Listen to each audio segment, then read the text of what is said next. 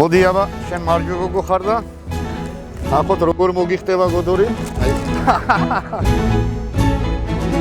ხილად ჩამოდი? ვაი. მოგეშინია. არ შეიძლება სწორზე რო იყოს. სწორ ადგილებზეც არის. როგორ მოხდი მანდა? 80 წლის არ ბაბო? ნარინჯისფერი რთველი აჭარაში ოქტომბრის შუა რიცხვებში იწყება. ეს ის დროა, როდესაც ყველა სტუმარიც და მასპინძელიც მანდარინის ბაღებში იყრის თავს. კრეფის დროს არსებობს ნადის ტრადიცია. ბატონო. მოდი აგვიხსენით რას ნიშნავს. აი ეხმარებათ ერთმანეთს, აი დღეს შენს ბაღს კრიფავენ, მერე შენი დამორჩება მეორესთან გადადიან და აი ასე მხიარულად მიდის თველი მანდარინის. გოდორი დავდგათ თავის ადგილას. ეს ყარად არის, კი ბატონო, შეგიძლიათ აბზანდეთ. გამძლია ის კი ბატონო, კი ბატონო. ასე მოხდა ახლაც. ციხის ძირში მანდარინობას ათეულობით სტუმარი შემოუერთდა. აქ გვეუბნებიან, რომ არ აქვს მნიშვნელობა მასპინძელს იცნობ თუ არა. ნარინჯისფერ რთველში მონაწილეობას მხოლოდ სურვილი სჭირდება. ციგი მე კიბეზე ძლივსავედი და აქ ხალხი ხეზია ასული.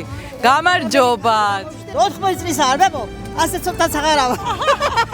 ვისთან ერთად ხართ? ქალები ვართ ქუთაისიდან 11 ქალი ვართ ერთად ჩამოსულები. სამეგობრო ხარ წამოსული. სამეგობროა წამოსული კი განაცვალე და იგი ისე მიყვარს და მიხალისება. როდის მოვიდოდი და მოკრიფავდი ერთ პატარა ბავშვით მიხაროდა რა ვქნა ასე ვარ და. ბევრი დაგიკრეფავთ. მესამე ვარ და გამოცდილება მაქვს აგროვებული სწრაფი და ხარისხიანი კრეფის. პირველად ხართ თქვენ? ვარ და აი ძალიან კმაყოფილი ვარ რომ წამოვედი. ესე შურის თვალით უყურებდი სურათებს რომ აჩვენეს და ბედნიერი ვარ ნამდვილად რომ ვიღებ მონაწილეობას მანდარინის კრეფაში. ზღვა ჩანს მანდარინების ტოტებიდან და იმიტომ მინდა ჩემი ბავშვობის ციტრუსია.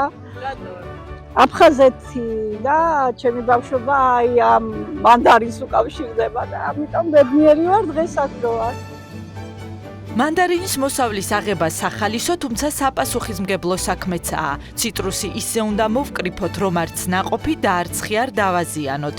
მოჭრის დროს ის ყუნწი როგორ უნდა ყუნწი უნდა მოჭრა ძირზე, რომ მეორე არ დააზიანოს, არ შეესოს, მალე გაფუჭდება. მაღლიდან აი იქიდან რომ დაეკიდო, ახლა ჩამოწიო და მერე მოწყვიტო, უკვე არ შეიძლება ის. ხდება აი იხლიჩება, აი ასე, აი იხლიჩება. როგორც ვიცი, სროლა არ შეიძლება, ხო? ესე უნდა ჩადო. ნელა ფხილად რომ ისიზამს და დარბილდება და ადვილად გაფუჭდება. წესები მარტივი, თუმცა მანდარინის დაკრეფა საკმაოდ რთული აღმოჩნდა. აუ, ძალიან რთული მოსაჭრელია. ძალა ჭირდება. სირთულე, აი სირთულე არის კიდევ ის, რომ სულ აღმართია ტერასებად და შეიძლება ან სათლი დაგიგორდეთ, ან თქვენ დაგორდეთ. მე ცოტა ხანი უნდა დავისვენოთ და თან გავსინჯოთ. რა დავკრიფეთ, ხო უნდა ვიცოდეთ. თემელია, ძალიან ტკბილია და ეხლა მივხვდი, რომ მანდარინის კრეფა ჭამა ჯობია. თან მანდარინი არის ძალიან სასარგებლო, ძალიან ბევრი ვიტამინს შეიცავს.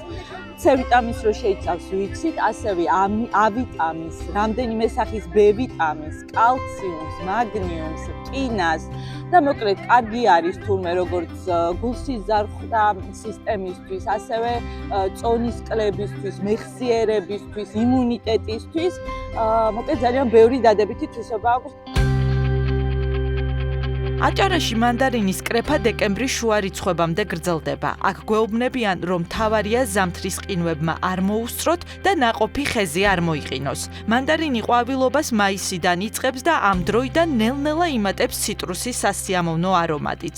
ბაღებში ხალხმრავლობა კი შემოდგომიდან იწყება. ამიტომ გირჩევთ ეს პერიოდი გამოიყენოთ და აჭარაში მოგზაურობა ისე დაგეგმოთ, რომ ნარინჯისფერ რთველში მიიღოთ მონაწილეობა.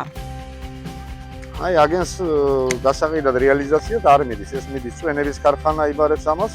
ზომის გამო დიახ, პატარები რო არის იმის გუგუზა. ზომის მიხედვით მანდარინს სამ კატეგორიად ყოფენ: პატარა, საშუალო და დიდი. კრეფის დაწყებამდე გაგვაფრთხილეს, რომ ვინც ყველაზე დიდ და ყველაზე პატარა მანდარინს იპოვიდა, რთველის დასრულების შემდეგ საჩუქარს მიიღებდა. გამოწვევაში იმედის დილის ოპერატორიც ჩაერთო. სამეფო და პატარა რა. პატარაში უეჭველი შენ გაიმარჯვე. თორნიკეტ შემგან პირადად გადაეცით ერთი წამი სამწუხაროდ ჩვენი მოლოდინი არ გამართლდა და ყველაზე პატარა მანდარინის ფლობელის ტიტული სხვა მიიღო. ცოტა გული დაგწყდა, თუმცა ამას ხელი არ შეუშლია ქობულეთისკენ გაგვეგრძელებინა მოგზაურობა. აჭარაში ყოფნის დროს აუცილებლად უნდა ეწვიოთ ქობულეთის ეროვნულ პარკს. აქ მოსვლა წელიწადის ნებისმიერ დროს შეგიძლიათ. პარკში სპეციალურად მოწყობილი ხის ბილიკი დაგხვდებათ, რომლის გავლა ყველა ასაკის ადამიანისთვის მარტივია. ტორფნარში 17 სახეობის ხავსია, თუმცა მათ შორის განსაკუთრებულია თეთრი, ანუ სფაგნუმი. ამ ტერიტორიაზე არის სფაგნუმის 4 სახეობა, ზოგადად მსოფლიოში უფრო ბევრია, მაგრამ ეს 4-ვე სახეობა ფუნქციურად არის ერთნაირი და რატომ არის განსაკუთრებით მნიშვნელოვანი. ეს სფაგნუმის ხავსი შეუძლია თავის ზომაზე 25-ჯერ მეტი ნალექის შეწოვა და იმ დროს, როდესაც ვთქვათ დიდი ნალექი მოდის, ეს ხავსი იწოვს ამ ნალექს და გარემოს იცავს დატბორვისგან და როცა გვალვებია პირიქით გარეთ უშვებს დაგროვილ ამ ნალექს. მისი აღება-წაღება რა თქმა უნდა არ შეიძლება, უნდა ჩავაბრუნოთ უკან და არაფერი არ სჭირს, არ ზიანდება, ისევ გააგრძელებს სიცოცხლეს ჩვეულებრივად. თუ წყალგამძლე კამერა გაქვთ, მაშინ გირჩევთ წყალშიც ჩაიხედოთ, სადაც არანაკლებ საინტერესო სამყარო დაგხვდებათ. ქობულეთის ეროვნული პარკის გარდა აუცილებლად უნდა ესტუმროთ მტირალასა და კინტრიშის ეროვნულ პარკებს. სამივე იუნესკოს კულტურული მემკვიდრეობის ნუსხაშია. გვერდი არ უნდა აუაროთ პეტრას ციხეს, სადაც დატვირთული დღის შემდეგ დასვენებას და ულამაზესი მზის ჩასვლის ნახვასაც შეძლებთ. მოგზაურობის პირველი დღე ჩვენც აქ დავასრულეთ, თუმცა აჭარული ტური გრძელდება. წინ ქედა და უკვე დამწიფებული ჩხავერი გველოდება. გვიანი რთველის შესახებ იმედის დილის მაყურებელს მომდევნო რეპორტაჟში გიამბობთ.